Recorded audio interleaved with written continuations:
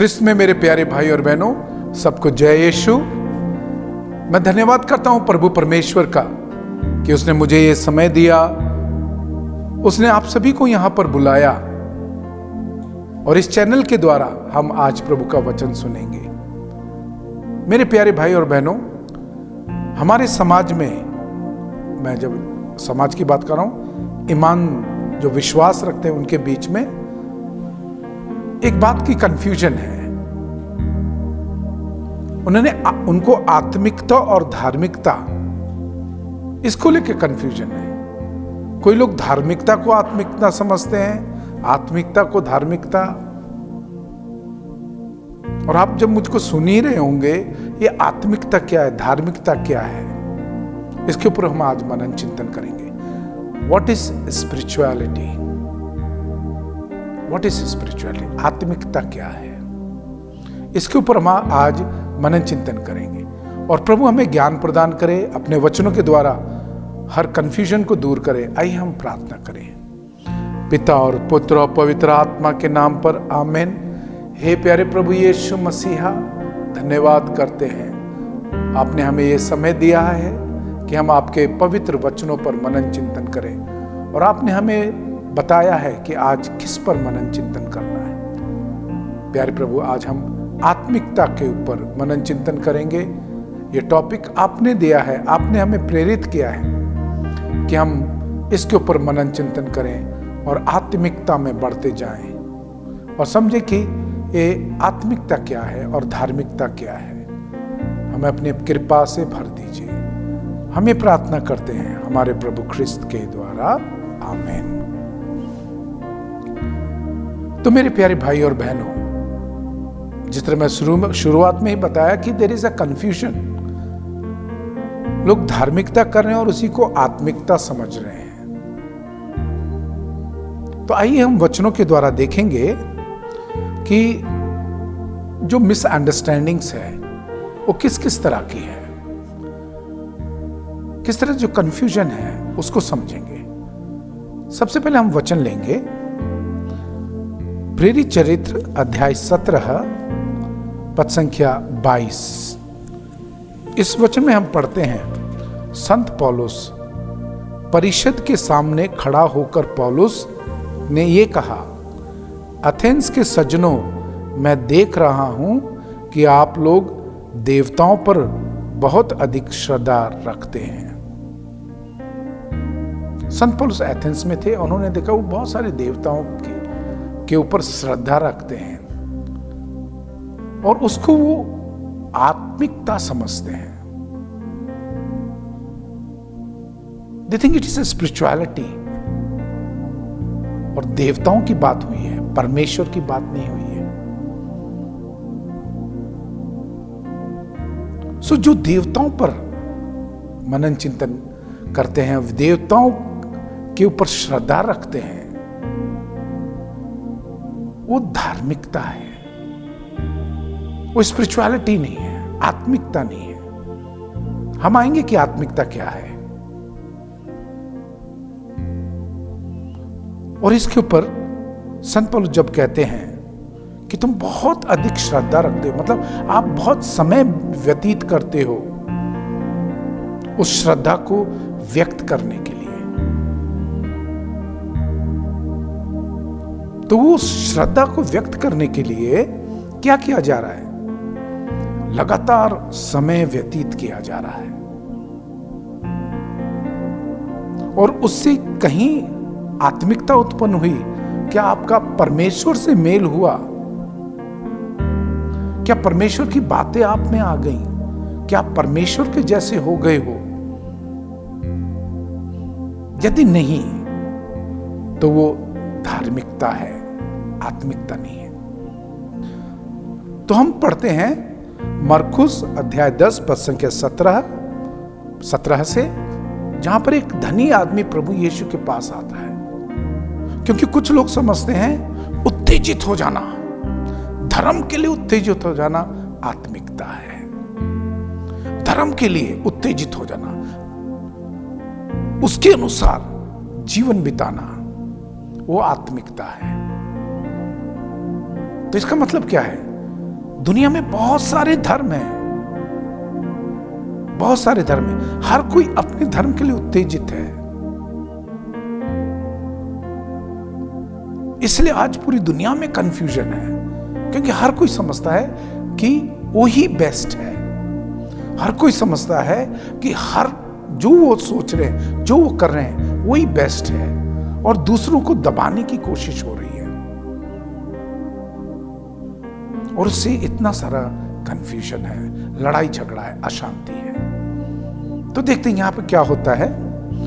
ईसा किसी दिन प्रस्थान कर ही रहे थे कि एक आदमी दौड़ता हुआ आया और उनके सामने घुटने टेक कर उसने यह पूछा, भले गुरु, अनंत जीवन प्राप्त करने के लिए मुझे क्या करना चाहिए? प्यारे, सबसे पहले यहां पर उस अमीर आदमी के बारे में देखें। वो कुछ करके आत्मिकता में बढ़ना चाहता है, वो कुछ करता है। अभी क्या क्या करता है अभी पता लगेगा। वो क्या करता है जिसको वो आत्मिकता समझता है। वो पूछता, भले गुरु, अनंत जीवन प्राप्त करने के लिए मुझे क्या करना चाहिए? ईसा ने उससे कहा, मुझे भला क्यों कहते हो? ईश्वर को छोड़ कोई भला नहीं है। तुम आज्ञाओं को जानते हो, हत्या मत करो, व्यभिचार मत करो, चोरी मत करो, झूठी गवाही मत दो, किसी को मत ठगो, अपने माता पिता का आदर करो। देखिए उसने क्या उत्तर दिया। उसने उत्तर दिया, गुरुवर, इन सब का पालन तो मैं अपने बचपन से करता आ रहा हूं। तो इन सब आज्ञाओं की पालना करके वो समझता है वो आत्मिकता में बढ़ गया, पर उसने अपने अंदर महसूस किया कि मैं जो करता आया हूं, उसको शक हुआ और प्रभु को बोलते, ये तो मैं बचपन से करता आ रहा हूं, पर संतुष्ट नहीं है वो, उसके अंदर वो शांति नहीं है, तो वो अभी भी ढूंढ रहा है। फिर आगे हम देखते हैं, ईसा ने उसे ध्यानपूर्वक देखा और उनके हृदय में प्रेम उमड़ पड़ा। उन्होंने उससे कहा, तुम में एक बात की कमी है। हाँ, देखो उसने आज्ञा की पालन की, पूरे हुक्मों की पालना की है, बचपन से करता आया, फिर भी प्रभु बोलता है उसमें कमी है। बहुत सारे समझते हैं जो मुझको आज्ञा मिली उसको पूरा कर लिया, हो गया, मेरे को स्वर्ग मिल गया, मेरे को परमेश्वर मिल गया, और बहुत सारे इसी उलझन में पूरा जीवन बिता देते हैं। ना उनको परमेश्वर के दर्शन हुए, ना उनको परमेश्वर से उनकी पर्सनल रिलेशनशिप स्थापित हुआ, जो लिखा उसको किया। प्रभु ने उसको बोला कमी है। फिर उसके बाद प्रभु उसको बताते हैं, जाओ अपना सब कुछ बेचकर गरीबों को दे दो और स्वर्ग में तुम्हारे लिए पूंजी रखी जाएगी, तब आकर मेरा अनुसरण करना। तो उसने समझा ये उत्तेजना रख के, हाँ मैंने ये कर लिया, ये कर लिया, ये कर लिया, हाँ मेरे को सब कुछ हो गया। प्रभु कहता, हालो, कुछ कमी है, इसलिए तू अभी भी ढूंढ रहा है। और प्रभु ने उस कमी को पहचान लिया कि तेरे अंदर धन के लिए लालसा है, तेरा ध्यान परमेश्वर नहीं धन है। और प्रभु ने जब उस धन के बारे में बोला तो प्रभु किसी को बोलेगा, बुरे रिश्तों के बारे में बोलेगा कि तुम ऊपर से आज्ञा तो पालन कर रहे हो पर वहां पे व्यभिचार कर रहे हो, आप ऊपर से सब कुछ कर रहे हो पर अंदर खाते छुप छुप के ये काम कर रहे हो, किसी को धोखा दे रहे हो, किसी को झूठ बोल रहे हो, और तुम समझते हो हाँ सब कुछ ठीक है, ऊपर से सब कुछ ठीक है। जैसे कब्र के ऊपर कितना चमका के रखते हैं, उसको कितना डेकोरेशन करते हैं, पर अंदर क्या है? सड़ा गला मांस, सड़ी गली हड्डी, बदबूदार मिट्टी। उसी तरह ये आज्ञाओं का जो कवर चढ़ाया, हाँ मैंने धर्म के लिए ये किया, धर्म में ये लिखा, ये किया, ये किया, क्या वो आत्मिकता है? नहीं है।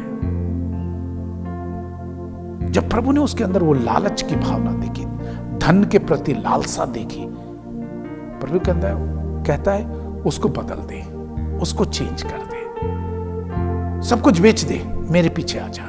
हाँ, यीशु के पीछे आना आत्मिकता है। हालेलुया।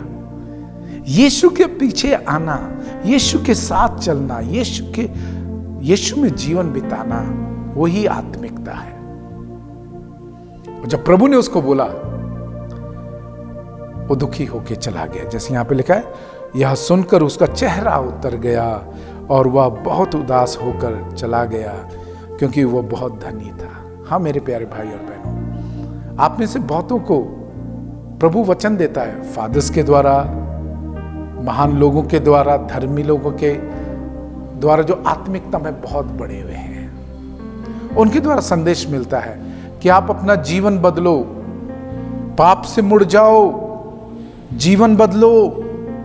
पर क्या होता है, लोग चर्च जाना छोड़ देते हैं, वचन पढ़ना छोड़ देते हैं, प्रार्थना करना छोड़ देते हैं। क्यों?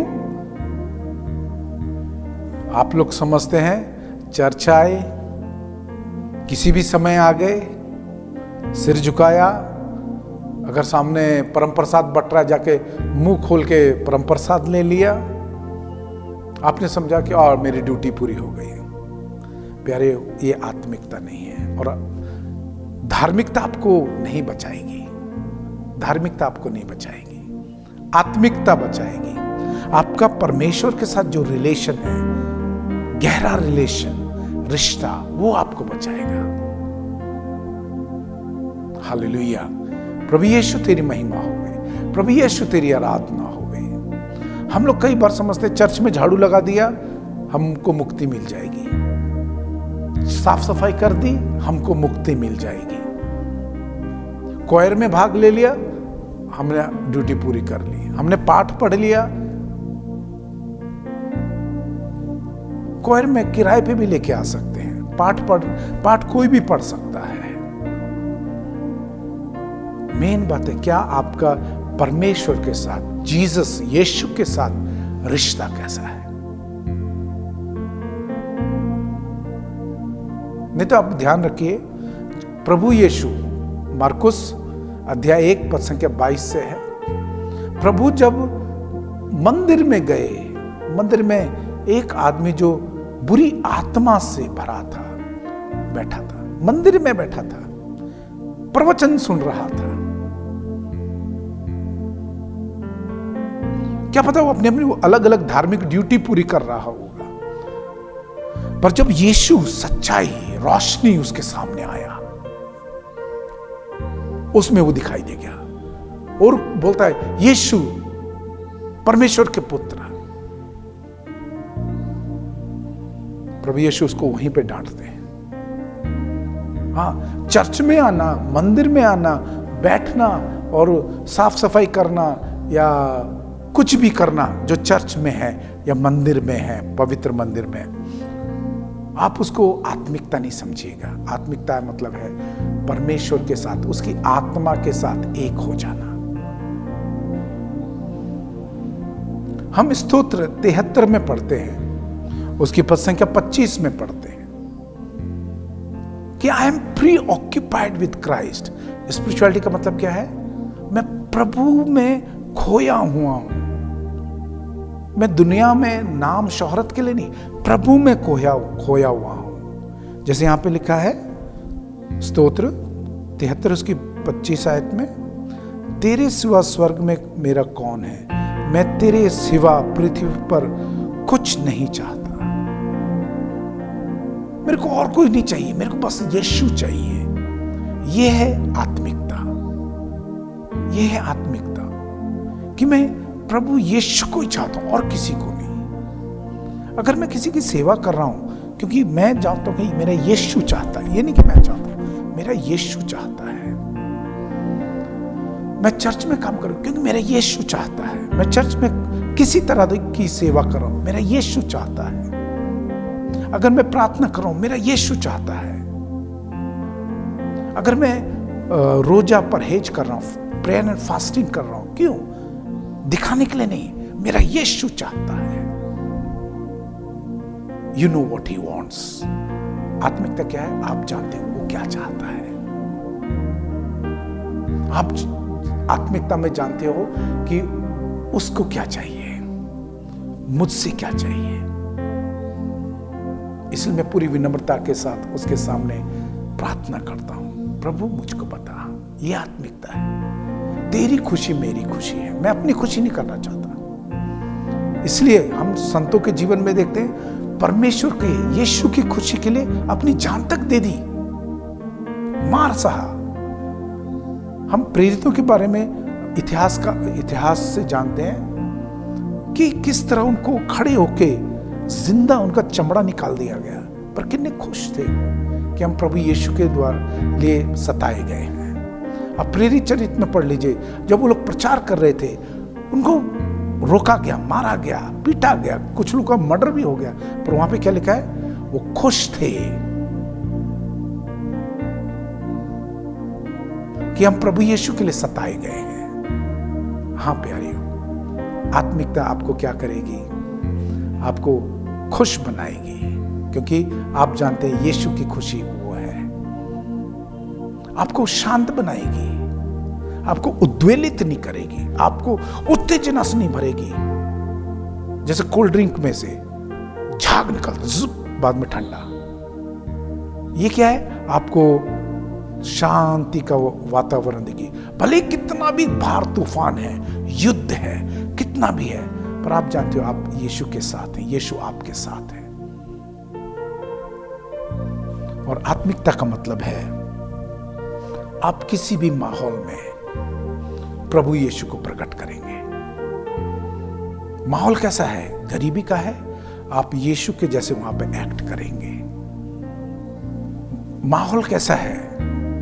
लड़ाई झगड़े का है, बहुत पाप है, बुराई है, घूसखोरी है, लालच है, बाहर बहुत पाप वाला माहौल है, लालच है, बुराई है, गंदगी है, पर वहां पे आप बिल्कुल प्रभु यीशु के जैसे अपना कैरेक्टर बना लिया है। जैसे प्रभु के बारे में लिखा है, वो हर तरफ से उसकी परीक्षा हुई, पर उसने पाप नहीं किया। आप भी बहुत सारी परीक्षाओं में फंसे हैं, पर आप, क्योंकि प्रभु चाहता है आप पाप नहीं करते हो, आप आत्मिक हो। आप शारीरिक इच्छाओं को, शारीरिक लालसाओं को पहल नहीं दे रहे, पर अपनी आत्मा को परमात्मा से मिला है वचन के अनुसार। तो आइए हम परमेश्वर का धन्यवाद करें जिसने आज हमें आत्मिकता के बारे में बताया। आत्मिकता का एक मतलब है परमेश्वर के साथ रिलेशन। मैं लोगों को नहीं दिखाता, पर मेरा परमेश्वर के साथ एक गहरा संबंध है। मैं उसको समझता हूं, वो मुझको समझता है। मैं उसको जानता हूं, वो मुझको जानता है। आइए प्रभु का धन्यवाद करें, हम इसमें बढ़ते जाएं और बाहरी दिखावे के लिए, संसार में नाम कमाने के लिए हम जो धार्मिक काम कर रहे हैं, धर्म के नाम पर काम कर रहे हैं, उससे बचें। अगर आप कर भी रहे हैं तो देखिए प्रभु की क्या मर्जी है, प्रभु की क्या इच्छा है। यही आत्मिकता है। प्रभु क्या चाहता है, मैं प्रभु के अनुसार काम करता हूं, जीवन बिताता हूं। पिता और पुत्र और पवित्र आत्मा के नाम पर आमीन। सबको जय यीशु।